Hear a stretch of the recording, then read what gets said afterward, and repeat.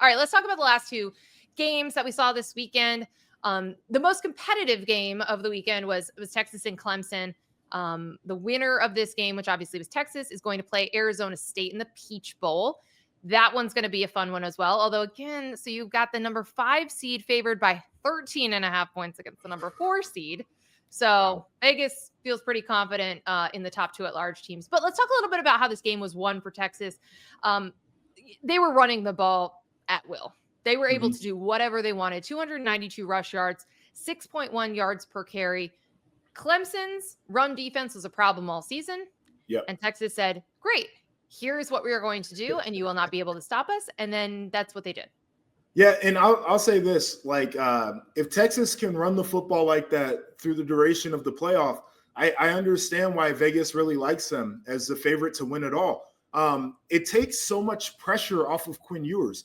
Quinn Ewers has been underwhelming this year, and I think Steve Sarkisian, and I've talked about this before, I think Steve Sarkisian has done a masterful job of trying to create offense for him through formations and through motions and through route running to where guys are open, and it's an easy read for Quinn Ewers. But when it's kind of like drop back, win it on your arm, he hasn't really been that guy.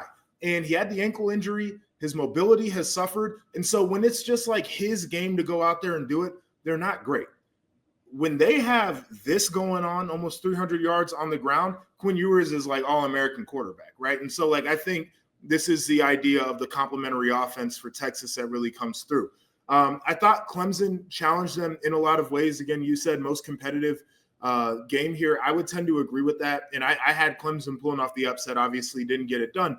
But the one thing that I thought was they would be able to challenge the Texas defense. Cade Klubnik was playing some of the best football that we had seen at the quarterback position all year long. And I feel like the issue for them, it was too much of him, right? Like a lot of it came down to his ability to create and to play make. But certainly for a game where the margin looks like it's pretty big, it was a fun game to watch. Clemson jumped out early. We saw Texas kind of look like a championship team here. So I appreciated that one. Agreed. And it was a 1-possession game in the fourth quarter. And then Texas broke off a long run and the game was over. And so it was one of those kind of days. But I actually feel decent about Clemson moving forward. I do with too. What we saw from Cade Klubnik, with Dabo Swinney's ability and interest in using the portal to replenish. They're kind of getting back now. Yeah, they could be back. They're going to be a team we're definitely going to talk about this offseason. So again, Texas is going to play Arizona State. That's a red hot team to finish the season in the Peach Bowl. That'll be a fun one. Hopefully that spread is wrong, and hopefully that game is a lot closer than some of these first round games. Vegas was off on the first round games. There were a lot of them were like a touchdown spread, and they were not. But hopefully they're wrong on this one.